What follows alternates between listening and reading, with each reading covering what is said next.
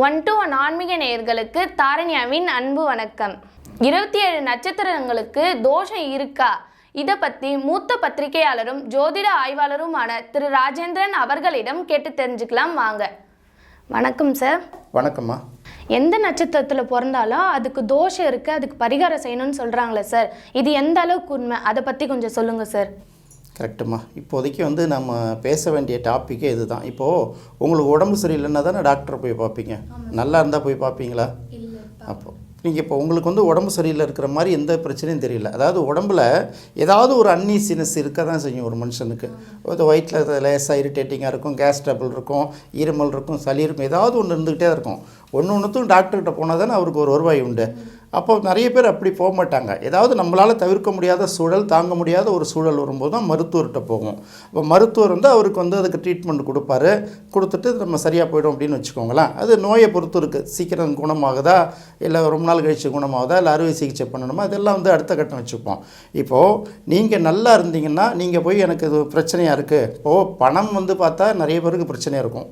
ஒவ்வொரு குடும்பத்துலேயும் ஒரு பிரச்சனை இருக்கும். சொல்லுவாங்கள்ல, தலை இருக்கிற வரைக்கும் சளி ஏற்று போகுமா உடம்பை விட்டு போகாது. அது மாதிரி மனுஷன் இருக்கிற வரைக்கும் அவங்களுக்கு ஏதாவது ஒரு பிரச்சனை இருந்துக்கிட்டே தான் இருக்கும். இந்த பிரச்சனை எப்போ எல்லாம் மீறி போகுதோ அப்போ தான் நம்ம என்ன பண்ணுவோம், எதையாவது ஒன்று ஒரு ஆன்மீகவாதியவோ ஒரு ஜோதிடனாரோ இது மாதிரி யாரையாவது ஒருத்தங்களை பார்த்து இது எப்படி இருக்குங்க, ரொம்ப தொடர்ந்து கஷ்டமாக இருக்கே அப்படின்னு கேட்போம். அப்போ அந்த காலத்தில் ஜோதிடர்கள்லாம் பார்த்திங்கன்னா அவங்க நிறைய நூல்களை படித்து வச்சுருப்பாங்க. குருகுல கல்வியில் படித்து வருவாங்க. குருகுல கல்வின்னு பார்த்திங்கன்னா அந்த ஜோதிடர் அந்த பெரியவர் இருக்கார்லே அவங்க வீட்டுக்கே போயிடுவாங்க. அவங்களுக்கு தேவையான பணிவிடைகள்லாம் செய்து முடிச்சுட்டு அவங்க பாடம் நடத்தும்போது அதை கற்றுப்பாங்க. அதுக்கப்புறம் ஒரு ஜோதிடமாக முதல்ல ஜோதிடம் ஜாதகம் எழுதுறது, அப்புறம் கிரகங்களை பற்றி புரிஞ்சுக்கிறது, அப்புறம் பழைய நூல்களில் உள்ள விஷயத்தை சொல்கிறது, இப்படி புரிஞ்சுக்கிட்டு வர்றதுனால அனுபவம், அதாவது என்ன தான் படித்தாலும் ஒரு ஜாதகத்தை பார்க்கும்போது நமக்கு ஒரு புது அனுபவம் வரும்.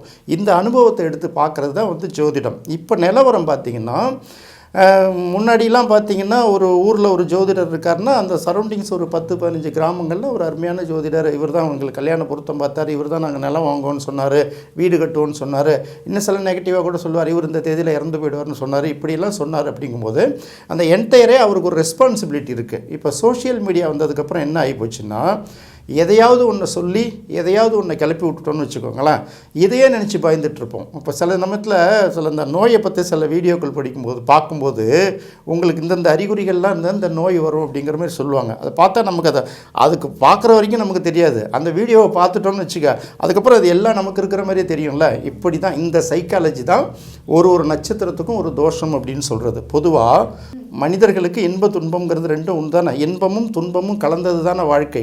கசப்பும் இனிப்பும் சேர்ந்தது தானே உணர்வுகள், உறவுகள் எல்லாமே அது தானே. அது மாதிரி ஒரு நட்சத்திரம் இருக்குது. அஸ்வினியில் ஆரம்பித்து பரணியில் ஆரம்பித்து ரேவதி வரைக்கும் 27 நட்சத்திரம் இருக்குல்ல. இந்த 27 நட்சத்திரத்துக்கும் 50% பாசிட்டிவ், 50% நெகட்டிவ் உண்டு. அதே போல் 12 ராசிகளுக்கும் 50% பாசிட்டிவ், 50% நெகட்டிவ். 9 கிரகங்களுக்கும் அது உண்டு. அதனால் இது முழுமையாக சுபக்கிரகம் அப்படின்னு ஒதுக்கிட முடியாது. குருவை சொல்லும்போது முழு சுபக்கிரகம், சுக்கிரனை சொல்லும்போது 70% சுபக்கிரகம்னு சொல்லுவாங்க. ஆனால் எந்த லக்கணம் மாறுபடும் போது முழு சுபக்கிரகம் அப்படின்னு சொல்லக்கூடிய குருவே பகையாளி ஆகிடுவார். முழு பாவக்கிரகம் சொல்லக்கூடிய சனியை சில இதுக்கு சுபக்கிரகமாக மாறிடுவார். அப்போ லக்னத்தை பொறுத்து மாறுபடும்.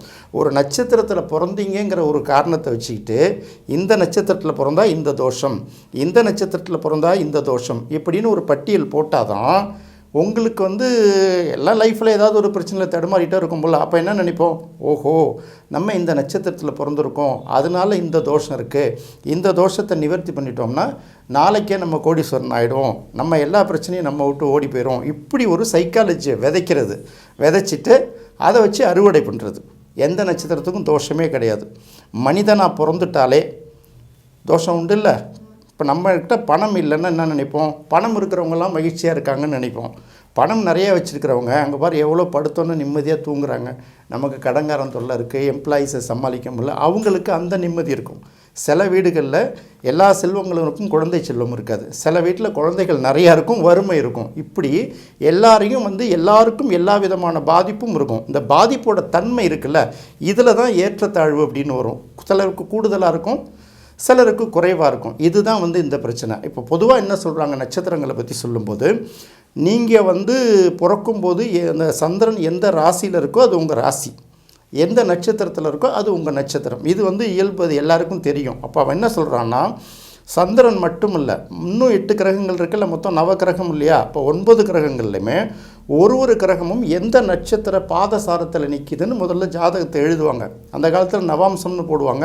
நம்ம இப்போ கிரக நிலைகள் நட்சத்திர பாதசாரம்னு எழுதுகிறோம்ல, அப்படி எழுதும்போது 27 நட்சத்திரத்துக்கும் ஒரு சிறப்புகள் சொல்லிட்டு வருவாங்க. அதில் பாசிட்டிவும் இருக்கும், நெகட்டிவும் இருக்கும். உதாரணத்துக்கு ஒரு கிரகம் வந்து அஸ்வினி நட்சத்திரத்தோட பாதசாரத்தில் நின்றுச்சுன்னா அவங்க வீட்டில் ரெட்டை குழந்தைகள் இருக்கும், அவங்க ரிலேஷன்ஸில் ரெட்டை குழந்தைகள் இருக்கும், அவங்க வீட்டில் யாராவது மருத்துவம் படிச்சிருப்பாங்க. அப்புறம் வந்து அவங்க வீட்டில் பார்த்திங்கன்னா சில பேர் வந்து பார்த்திங்கன்னா காணாமல் போனவர்கள் இருப்பாங்க. இப்படி ஒரு பட்டியலை சொல்லிக்கிட்டே வருவான். இந்த எல்லா பட்டியலும் மேட்ச் ஆகுமானா மேட்ச் ஆகாது, அப்படியும் இருக்கலாம். இப்போது ஒரு சயின்ஸ் அப்படிங்கிறது என்ன சொல்லுவோம், சிஸ்டமேட்டைஸ்டு பாடி ஆஃப் நாலேஜ். எதுவாக இருந்தாலும் இப்போ தண்ணீர் இருக்குன்னா தண்ணி வந்து ஹைட்ரஜன் 2%, ஆக்சிஜன் 1% துல்லியமாக சொல்லிடலாம். ஜோதிடத்தில் சொல்ல முடியுமா, சைக்காலஜியில் சொல்ல முடியுமா? அப்போ என்னென்னா, முதல்ல வந்து உங்கள் நல்லா இருக்குது, உங்கள் ஜாதகத்தில் இந்த யோகம் இருக்குது, உங்கள் ஜாதகத்துக்கு இப்படி வருவாய் வரும், இப்படி ப்ளஸ்ஸாக சொல்லிக்கிட்டு இருந்தால் யாராவது பார்ப்பாங்களா? உங்களுக்கு என்ன தோஷம் இருக்குது, உங்களுக்கு என்ன பிரச்சனை இருக்குது, இதனால தான் நீங்கள் டெவலப் ஆகலை, இதை நீங்கள் செஞ்சீங்கன்னா குபேரன் வந்து நாளைக்கு உங்கள் கதவை தட்டிவிட்டு இருக்கிற செல்வத்தை பூரா உங்களுக்கு அள்ளி கொட்டிட்டு போயிடுவார், ஒரே நாளில் கோடீஸ்வர யோகம், இப்படி சொன்னால் தானே பார்ப்பாங்க. இது வந்து மக்களை வீழ்த்தக்கூடிய ஒரு சைக்காலஜிக்கல் வலை.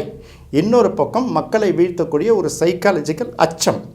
இதுதான் பண்ணிகிட்டு இருக்காங்க. எந்த நட்சத்திரத்துக்கு தோஷம் இருக்குது? எந்த நட்சத்திரத்துக்கும் தோஷம் கிடையாது. மனிதனாக பிறந்தவங்க உலகம் முழுக்க நீங்கள் எடுத்து பார்த்தீங்கன்னா எல்லோரும் ஏதாவது ஒரு நட்சத்திரத்தில் பிறந்திருப்போம்ல, கண்டிப்பாக பிறந்திருப்போம் இல்லையா? அப்போது எல்லா நட்சத்திரத்துக்கும் ஒரு அர்ச்சனை கோயிலில் பண்ணிங்கன்னா எல்லாரோட பிரச்சனையும் தீர்ந்துரும்ல.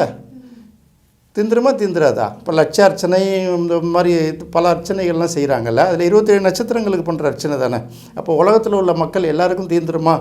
நீங்கள் ஒரு நட்சத்திரத்தில் பிறந்தீங்கன்னா உங்கள் நட்சத்திரத்தில் நீங்கள் மட்டுமா இருப்பீங்க? உலகம் முழுக்க எத்தனை லட்சம் பேர், எத்தனை கோடி பேர் இருப்பாங்க, அவங்களுக்கு பிரச்சனைலாம் தீர்ந்துருமா? தீராது. அதனால் என்ன சொல்கிறாங்கன்னா, இந்த நெகட்டிவ் போர்ஷன் இருக்குல்ல, இப்போ வந்து ஒரு அஸ்வினி நட்சத்திரத்தில் ஒருத்தவங்க பிறந்தாங்கன்னா அவங்க வீட்டில் காணாமல் போனவர்கள் இருப்பார்கள் அப்படின்னு சொல்கிறாங்க. ஏன்னா சில பேர் சின்ன வயசில் காணா போயிடுவாங்க, தெரியாது. சில பேர் வயசானவங்க பார்த்திங்கன்னா எங்கேயாவது போனாங்கன்னா வழி தவறி போயிடுவாங்க, அவங்கள கடைசி வரைக்கும் கண்டுபிடிக்க முடியாமல் போயிடும். இது எல்லா குடும்பத்திலும் இருக்கான்னா இருக்காது. இது அந்த நட்சத்திரத்துக்கு மட்டுமா? அப்படி கிடையாது. இப்போ அதே மாதிரி பரணி நட்சத்திரம் வந்தீங்கன்னா, பரணி நட்சத்திரத்தில் பிறந்தவங்க வீட்டில் பார்த்தீங்கன்னா இந்த பரணி நட்சத்திரத்தில் ஒரு கிரகம் வந்து அவங்க வீட்டில் லவ் மேரேஜ் பண்ணிக்கிட்டவங்க அதிகமாக இருப்பாங்க, பெண்களுடைய ஆதிக்கம் அதிகமாக இருக்கும், இப்படி சொல்லிக்கிட்டே வருவாங்க. திருவாதிரை நட்சத்திரத்தில் பிறந்தீங்கன்னா, இல்லை திருவாதிரை நட்சத்திரத்தில் ஒரு கிரகம் இருந்தால் அவங்க வீட்டில் அகால மரணம் அடைந்தவர்கள் இருப்பார்கள். அப்புறம் அந்த மாதிரி பூச நட்சத்திரத்தில் பிறந்தா அவங்க வீட்டில் மனநிலை பாதிக்கப்பட்டவர்கள் இருப்பாங்க. அப்புறம் மக நட்சத்திரத்தில் பிறந்ததுன்னா இந்த மாதிரி மனநிலை பாதிக்கப்பட்டவர்கள், டிபி, வீசிங் இந்த மாதிரி நோய் உள்ளவர்கள், இந்த மாதிரி வந்து 50% பாசிட்டிவாக சொல்லிட்டு வருவான். இது மட்டுமா சொல்கிறான்?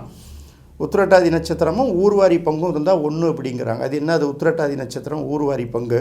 உத்திரட்டாதி நட்சத்திரங்கிறது மீனராசியில் இருக்குது. ஊர்வாரி பங்கு அப்படின்னு என்னன்னு கேட்டிங்கன்னா, வயல்வெளிகள் தனியாக இருக்கும், நம்ம வசிக்கிற தெருக்கள் தனியாக தானே இருக்கும். சில நேரங்களில் இந்த வீடுகளை ஒட்டிய வயல்வெளிகள் ஆரம்பிக்குதுல்ல, அப்போ அந்த வீட்டில் இருக்கக்கூடிய கழிவுகள் எல்லாமே மழை நீரில் அடிச்சுட்டு அந்த வயலுக்கு போய் சேர்ந்துடும் இல்லையா? அதுக்கு இயற்கையாக உரம் கிடச்சிரும். இப்போது தெருக்களை ஒட்டி இந்த ஊர் குடியிருப்புகளை ஒட்டி இருக்கக்கூடிய நிலங்கள், கிராமங்கள்லாம் பார்த்திங்கன்னா இதுக்கு போய் தனியாக உரம் போட தேவையில்லை.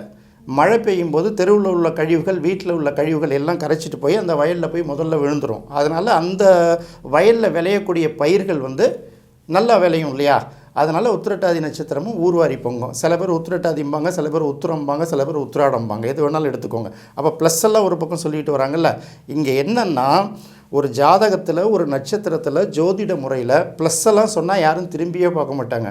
அப்போ நெகட்டிவாக சொல்லி உங்களை அச்சத்திலே வச்சுருந்தா தானே எல்லார் வீட்லேயும் குடும்பத்தில் பிரச்சனை இருக்குமா இருக்காதா? ஒன்று ஹஸ்பண்ட் ஒய்ஃபுக்குள்ளே பிரச்சனை இருக்கும். அப்புறம் சில பேர் சொல்லுவாங்க, இந்த ராசியில் பிறந்தால் பெண்களின் சாபத்தை வாங்கியிருப்பார்கள், இந்த ராசிக்கு மனைவி ஒழுங்காக அமையாது, இப்படிலாம் சொல்லுவாங்க. நீங்கள் தமிழ்நாட்டில் உள்ள இல்லை உலகத்திலே உள்ள எத்தனை ஆண்களை கேட்டுப்பார், 100 பேரை சந்திச்சிங்கன்னு கேட்டுங்களேன், எனக்கு பொண்டாட்டி சரியில்லைன்னு 95 பேர் சொல்லுவான்னு சொல்ல மாட்டேன்னா.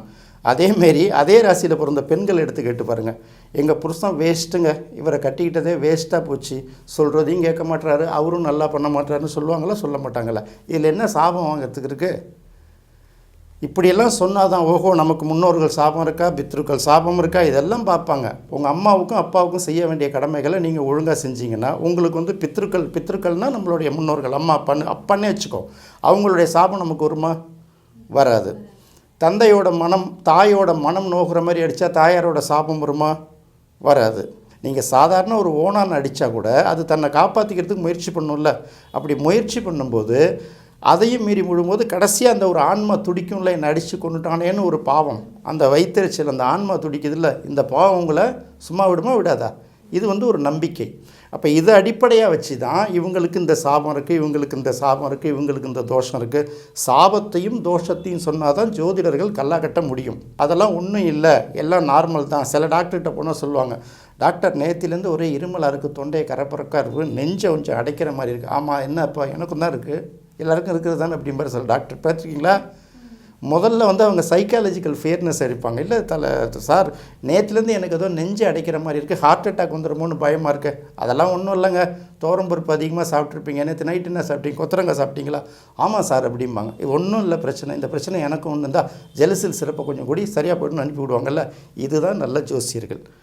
அவங்கள்ட்ட போய் ஜோதிடர்கள்ட்ட பிரச்சனையை சொன்னீங்கன்னா அவங்க கரெக்டாக சொல்லுவாங்க. இது வந்து இந்த காலகட்டம், இந்த கோச்சார நிலை, இந்த தசா புத்திகள் இந்த காலகட்டம் வரைக்கும் இப்படி தான் இருக்கும், அதுக்கப்புறம் ஆட்டோமேட்டிக்காக மாறி போயிடும், எதுக்கு நீங்கள் பயந்துட்டு கிடக்குறீங்க அப்படின்னு சொல்லுவாங்க. ஜோதிடத்தில் பாரம்பரிய ஜோதிடமும் சரி, இன்னும் நவீன ஜோதிடங்கள் கேபி சிஸ்டம் மாதிரி உள்ள ஜோதிடங்களும் வருது. அதில் அவங்க என்ன சொல்கிறாங்கன்னு கேட்டிங்கன்னா, உங்கள் தசா புத்தி, உங்களுக்கு நடக்கக்கூடிய கோச்சார நிலை, இதுபடி என்ன நடக்கணும்னு இருக்கோ அதுதான் நடக்கும், அதை யாரும் மாற்ற முடியாது. கடவுளை போய் கும்பிட்றதுங்கிறது ஒரு நம்பிக்கை. கடவுளை போய் நம்ம பார்த்து ஒரு அர்ச்சனை பண்ணாலோ, ஒரு பூஜை புனஸ்காரம் பண்ணாலோ, உட்காந்து வழிபட்டாலோ மனதுக்கு ஒரு நிறைவு கிடைக்குதுல்ல. அந்த சைக்காலஜிக்கலே நம்மளை சரி பண்ணி விட்டுடும். தோஷங்கள்லாம் இருக்குது, இல்லாமலாம் இல்லை. அதுக்குன்னு எல்லா நட்சத்திரத்துக்கும் தோஷம் கிடையாது, எல்லா நட்சத்திரத்துக்கும் அது மாதிரி யோகமும் கிடையாது. யோகம் தோஷம் ஒரு ஜாதகத்தை பார்த்தோன்னே அதில் உள்ள யோகத்தையும் தோஷத்தையும் பார்த்து இதில் எந்த பர்சன்டேஜ் அதிகமாக இருக்குது. இப்போ நம்ம வந்து பரிகாரம் பண்ண முடியாது. இப்போது வெயில் அடிக்குதுன்னா வெயிலை போய் நம்ம தடுக்க முடியுமா? தடுக்க முடியாது. நம்ம கொடையோடு போனோம்னா வெயிலேருந்து நம்மளை தற்காத்துக்கலாம். இதுக்கான அமைப்பும் அந்த ஜாதகத்தில் இருக்கான்னு பார்க்கணும். அதே போல் நிறைய பேருக்கு பார்த்திங்கன்னா தொடர்ந்து பாதிப்பு மேலே பாதிப்பை சந்திச்சுட்டு இருப்பாங்க, விபத்து மேலே விபத்தை சந்திச்சுக்கிட்டே இருப்பாங்க. ஆனாலும் அவங்க கடைசி வரைக்கும் நல்லா ஏதாவது தப்பிச்சு வந்துடுவாங்க. பாம்பு கடித்து உயிரோடு மீண்டு வந்தவனு உண்டு, எறும்பு கடித்து செத்து போனவனு உண்டுன்னு சொல்லுவாங்க. இது வந்து அவரவர் விதிப்படி நடக்கும். நீங்கள் தோஷத்தையே சொல்லிக்கிட்டே இருந்தீங்கன்னா மக்கள் அப்போ அச்சப்படுவாங்க. 27 நட்சத்திரங்களுக்கும் எந்த விதமான தோஷமும் கிடையாது. அதை முதல்ல தெளிவாக புரிஞ்சுக்கணும். அதே போல் 9 கிரகங்கள் இருக்குது. 9 கிரகங்களுக்கும் எந்த விதமான தோஷங்களும் கிடையாது, சாபங்களும் கிடையாது. 12 ராசிகள் இருக்குது. அந்த 12 ராசிகளுக்கும் எந்த விதமான சாபங்களும் கிடையாது, தோஷங்களும் கிடையாது. அதுக்குன்னு எல்லாம் யோகமா அப்படின்னு கேட்டால் இல்லை. ஒரு ஜாதகத்தில் சாபம் இருக்கா தோஷம் இருக்கா அப்படிங்கிறது முடிவு பண்ணுறத ராசியோ நட்சத்திரமோ இல்லை கிரகங்களோ அல்ல. ஒவ்வொரு ஜாதகத்துக்கும் ஒரு அமைப்பு இருக்குது. இன்னும் குறிப்பாக சொல்லப்போனால் 5ஆம் இடத்தையும் 9ஆம் இடத்தையும் வந்து முக்கியமாக ஒரு ஜாதகத்தில் பார்க்கணும். இந்த 5ஆம் இடம் எப்படி இருக்குது, 9ஆம் இடம் எப்படி இருக்குது. ஏன்னா இது பூர்வ புண்ணியம், முன் ஜென்மம் அப்படின்னு சொல்லுவோம். இதை நம்ம ப்ரூஃப் பண்ணலாம் முடியாது. 9ஆம் இடம்ங்கிறது இந்த ஜென்மம். இதில் முன் ஜென்ம தாக்குதல்கள் ஏதாவது இருக்கா அப்படின்னு பார்க்கணும். அதை நம்ம கண்டுபிடிச்சாலும் ப்ரூஃப் பண்ண முடியாது. அதன் அடிப்படையில் ஒரு சில விஷயங்களை ஒரு ஜாதகத்தை, அதாவது ட்வின்ஸ் ரெட்டை குழந்தைகள் பிறக்குதில்ல, ரெண்டும் ஒரு சில மணித்துளிகள் வித்தியாசத்தில் தான் பிறக்கும். ஒரு குழந்தை டாக்டர் ஆகிடும், இன்னொரு குழந்தை இன்ஜினியர் ஆகிடும். 2 பேருக்கும் ஒரே நட்சத்திரம், ஒரே லக்னம், ஒரே ராசி, ஒரே கிரக அமைப்புன்னா 4 நிமிஷத்துக்கு ஒரு தடவை லக்னத்தோட டிகிரி மாறிக்கிட்டே இருக்கா இல்லையா? மாறும். இதில் எப்படி ஒரு நட்சத்திரத்தை மட்டுமே வச்சு இந்த தோஷத்தை கண்டுபிடிக்கிறது? எங்கள் ஆசான் நெல்லைவசனன் ஐயா அடிக்கடி சொல்லுவார், இந்த நாட்டில் உள்ளவங்க அத்தனை பேரும் ஜோதிடம் கற்றுக்கணும், அடிப்படை ஜோதிடத்தை கற்றுக்கணும். நீங்கள் எப்படி சமையல் கற்றுக்குறோம், ஒரு இடத்துக்கு இப்போ 2 வீலர் கற்றுக்குறோம், சின்ன சின்ன கை வைத்தியம் பண்ணிக்கிறோம்ல, இது மாதிரி ஆனா எழுத படிக்க தெரிஞ்ச மாதிரி அடிப்படை ஜோதிடத்தை இந்த ஊரில் உள்ள எல்லாரும் கற்றுக்கணும். ஏன்னா அப்போ தான் அவங்க ஜோதிடர்கள்ட்ட போய் ஏமாற மாட்டாங்க அப்படிம்பாரு. நட்சத்திரத்திற்கு நீங்கள் கொடுத்த விளக்கம் எல்லாருக்கும் தன்னம்பிக்கை கொடுத்த மாதிரி இருந்தது சார். ரொம்ப நன்றி. நன்றிம்மா. இந்த நிகழ்ச்சி உங்களுக்கு ரொம்ப பிடிச்சிருக்கும்னு நினைக்கிறேன். மற்றொரு சுவையான நிகழ்ச்சியில் சந்திப்போம். நன்றி, வணக்கம்.